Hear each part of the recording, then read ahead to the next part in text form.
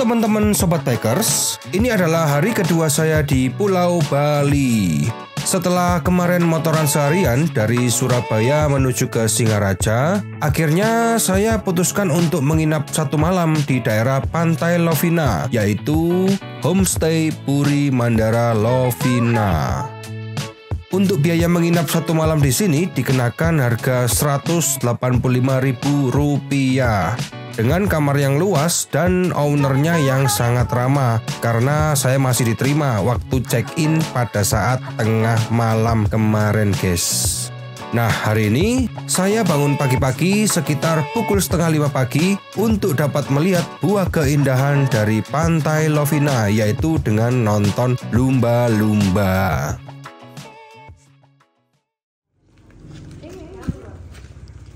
Ternyata di belakang ini laut, guys. Jadi unik juga ya, ini hotel saya. Ini di belakang laut, keren. Kalau kita lihat ke sini, wih, pemandangannya luar biasa bagusnya ya.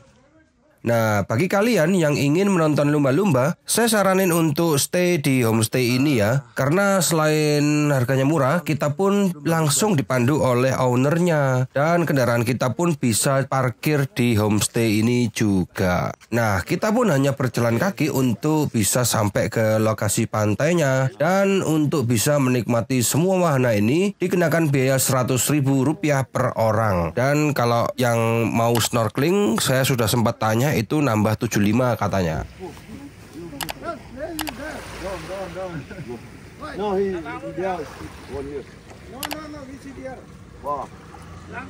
Ini jadi sekarang saya sudah berada di atas perahu ya, siap-siap untuk nonton lumba-lumba ya. Ngomong-ngomong, cuaca di sini juga cukup cerah ya, sangat mendukung sekali. Situasinya seperti ini, guys ya. Mantap, ini pasti seru.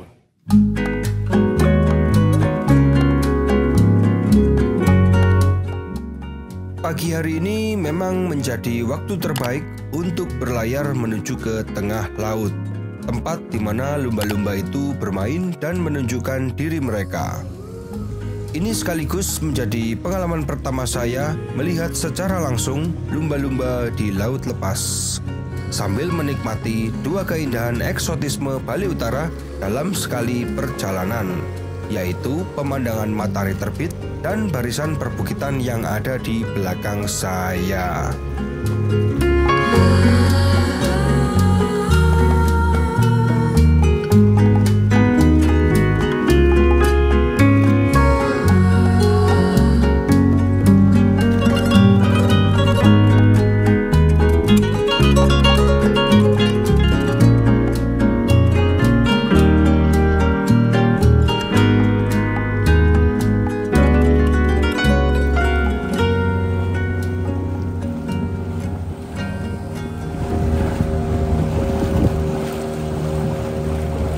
Setelah kurang lebih 15 menit kami berlayar, akhirnya kami pun sudah mulai bisa melihat lumba-lumba dari kejauhan. Dan ternyata tidak hanya perahu kami saja, tetapi ada banyak perahu-perahu lain yang juga sama-sama menuju ke titik munculnya lumba-lumba itu.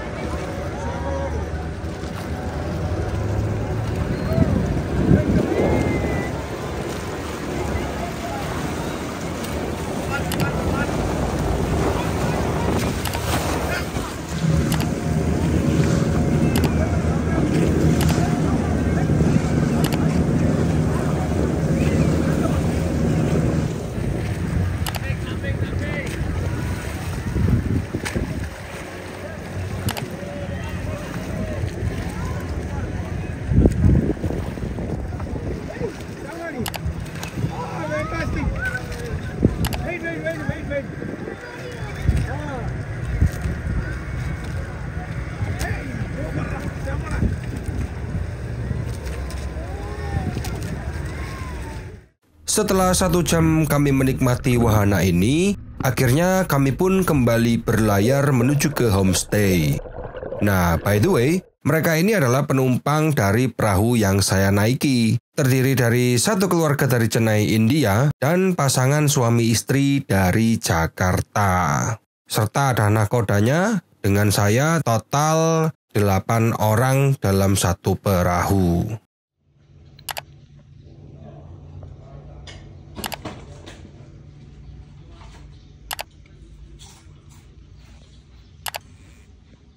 Oke, jadi seperti ini situasi halaman dari homestay Puri Mandara yang saya tinggali.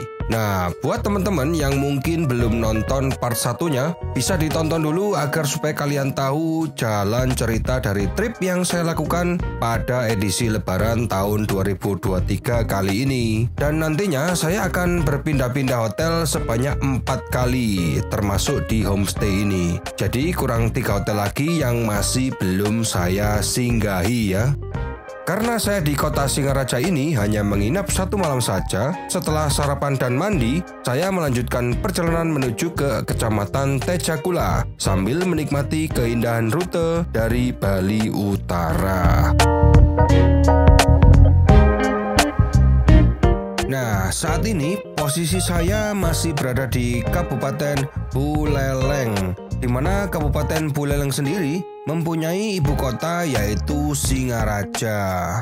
Dan seperti ini situasi dan kondisi yang terpantau dari kota Singaraja saat ini. Kotanya cukup besar, bersih dan banyak sekali ruko-ruko yang terlihat ya di kanan dan kiri jalan. Kurang lebih pemandangannya hampir sama seperti kota Sidoarjo. Nah, ini sekedar ilmu pengetahuan singkat aja ya guys. Menurut sumber yang saya baca, dulu Singaraja itu merupakan ibu kota kerajaan Buleleng dan pernah juga menjadi ibu kota provinsi Kepulauan Sunda Kecil. Nah, sebelum tahun 1958, kota Singaraja ini pernah menjadi ibu kota dari Provinsi Bali. Namun setelah tahun 1958, Provinsi Bali berubah ibu kotanya dari Singaraja menjadi kota Denpasar.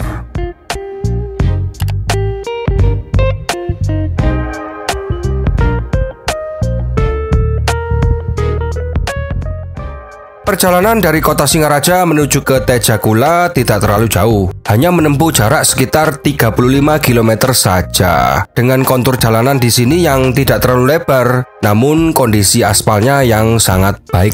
Selain itu, jalanan ini juga menghubungkan 2 kabupaten yang berbeda, yaitu Kabupaten Buleleng yang ada di Bali Utara dan Kabupaten Karangasem yang ada di Bali Timur. Nah, rute ini bisa jadi jalur alternatif yang perlu kalian coba guys. Apabila kalian yang dari luar kota atau dari Jawa ingin pergi ke Lombok lewat jalur darat, nanti akan tembus sampai di Pelabuhan Padang Bae yang ada di Kabupaten Karangasem. Kalian bisa ambil rute ini setelah keluar dari Gilimanuk. Di situ akan ada pertigaan besar, ambil aja ke arah kiri, ke arah kota Singaraja. Nanti tembusnya di jalur ini. Rutenya asik dan lalu lintas kendaraan yang lalu lalang di sini tidak terlalu ramai seperti di jalur selatan atau yang mengarah ke kota Denpasar. Memang jaraknya akan lebih jauh dibandingkan kalau kita lewat jalur selatan. Akan tetapi pemandangan jalur utara ini memiliki keindahan eksotis yang tentunya nggak akan bikin kalian bosen. Karena di tepi jalan kita akan ditemani pemandangan dari Laut Bali. Dan apabila nanti kalau kalian sudah sampai di Bali Timur, itu nanti kalian akan bisa melihat pemandangan perbukitan dari kawasan Perbukitan Abang. Nah, sebentar lagi saya akan melewati salah satu wahana wisata air yang ada di Bali Utara, yaitu kolam alami air Sani. Saya kebetulan nggak sempat mampir ke sana karena saya terlalu cepat ya. Mungkin di next trip berikutnya itu perlu dicoba. Sepertinya menarik banget di situ.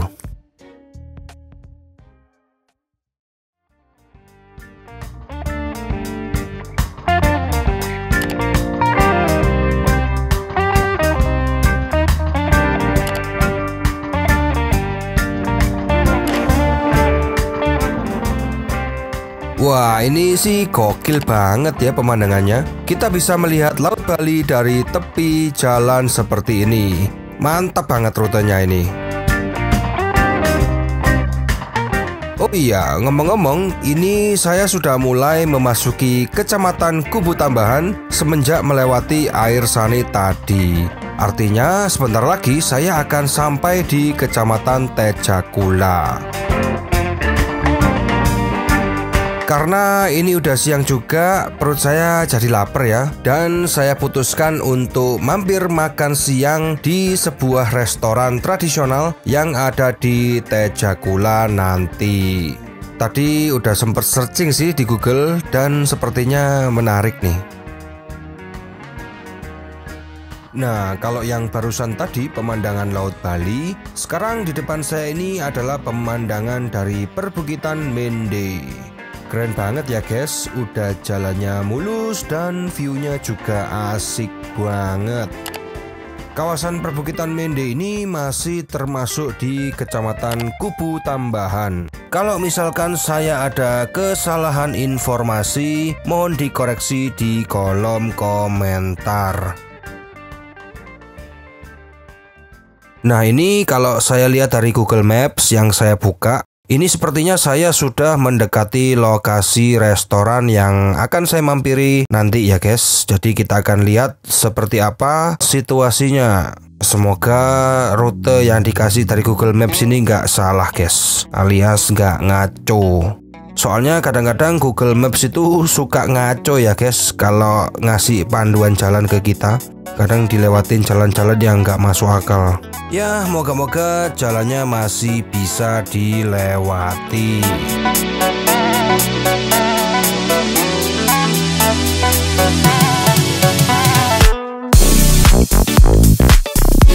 Wah, ini ya, saya sudah mulai minggir-minggir ini guys. Bingung ini, bener nggak ini ya rute Google ini? Saya mulai nggak yakin ini guys. Jadi saya coba beranikan diri untuk menyusuri apa yang udah ditunjukkan Google sama saya. Wis, kali ini saya beneran pasrah ini.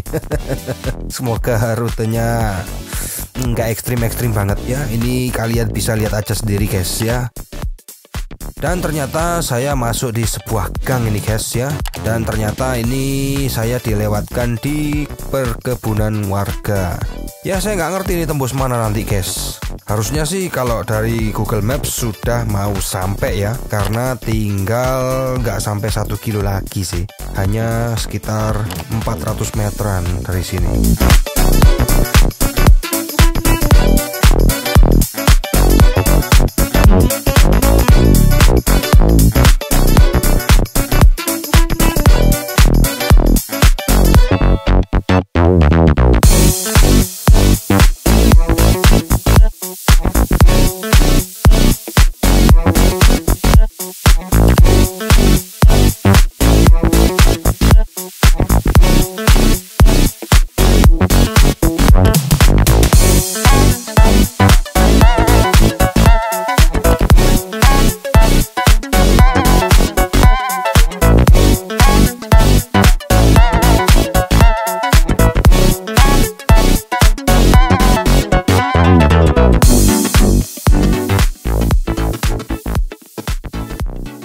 Jadi setelah melewati drama seperti kesasar di sebuah gang, akhirnya saya pun sampai di lokasi. Nah, ini nama tempatnya adalah Dapur Bali Mula. Nah, restoran ini itu konsepnya tradisional banget ini guys, seperti yang saya baca di Google. Nah, lokasinya berada di Tejakula, tepatnya di Desa Les. Nah, saya akan perlihatkan kepada kalian semua seperti apa kondisi dan situasi yang ada di dalam sini. Oke, jadi seperti inilah situasi dari Dapur Bali Mula. Restoran yang memiliki konsep unik bergaya dapur tradisional yang saya rasa sulit ditemukan di Pulau Bali. Selain restoran, Dapur Bali Mula ini juga memproduksi olahan hasil bumi yang terkenal, yaitu arak Bali dan olahan lain seperti juruh dan segala macam olahan dari pohon lontar. Nah, pohon lontar itu pohon siwalan guys. Sebagai fungsi utama dari dapur, tentu saja di sini pasti ada makanannya, namun menunya tidak tetap. Nah, kebetulan saat saya datang ini, tema masakan hari ini adalah seafood. Saya suka banget itu sama makanan olahan dari hasil laut. Jadi ada sate lilit ikan, terus kemudian sup ikan. Ini cumi-cumi. Ini badan ikan nih sepertinya. Keren, gulai ikan ya. Ini ada lawar gurita, mantap. Ini nasi putih, mantap ini guys. Makan dulu guys. Nah, setelah makan perut kenyang, akhirnya saya pun bayar dan di sini saya menemukan keunikan yang lainnya. Jadi ternyata di sini itu menganut sistem donasi. Kita bisa bayar berapapun untuk harga makanan yang sudah disajikan tadi ya. Dan saya juga nggak lupa untuk beli arak Bali. Nah, ini araknya ada harganya guys ya, dijual ini. Setelah mengisi perut di dapur Bali Mula, sekarang saatnya saya untuk melanjutkan perjalanan menuju ke hotel yang kedua yang ada di daerah Ubud. Nah, perjalanan kali ini akan lebih seru karena rute yang akan saya lewati nanti akan memotong langsung dari jalur pegunungan guys ya. Pokoknya kalian tontonin terus videonya ini guys.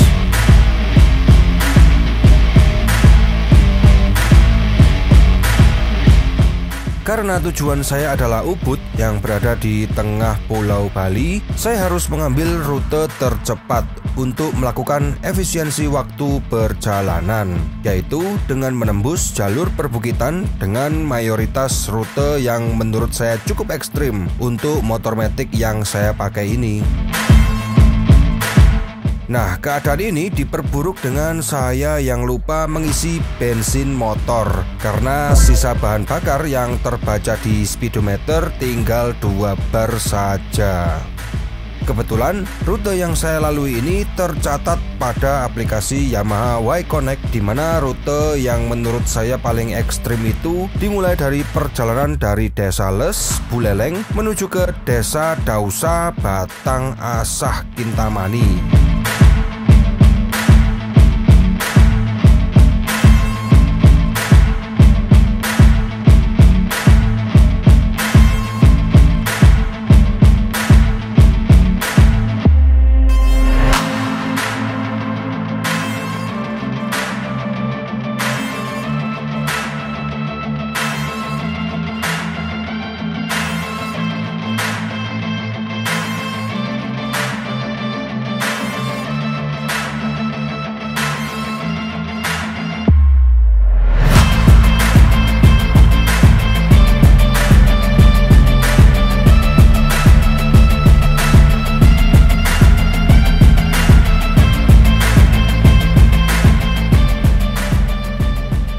Untungnya saya saat ini posisi menuju ke arah Ubud, sehingga jalannya tidak banyak menurun dan kebanyakan jalurnya menanjak guys. Karena motor yang saya pakai ini matic, sehingga kalau jalannya menurun, motor saya pasti tidak memiliki engine brake yang memadai. Jadi takut kejadian remblong guys ya. Nah, motor saya sempat nggak kuat nanjak 2 kali guys. Nah, ini sepertinya kalau di layar kaca kalian ini jalurnya kelihatannya datar ya. Padahal aslinya itu nanjak banget ini guys. Tanjakannya itu nggak berhenti sama sekali.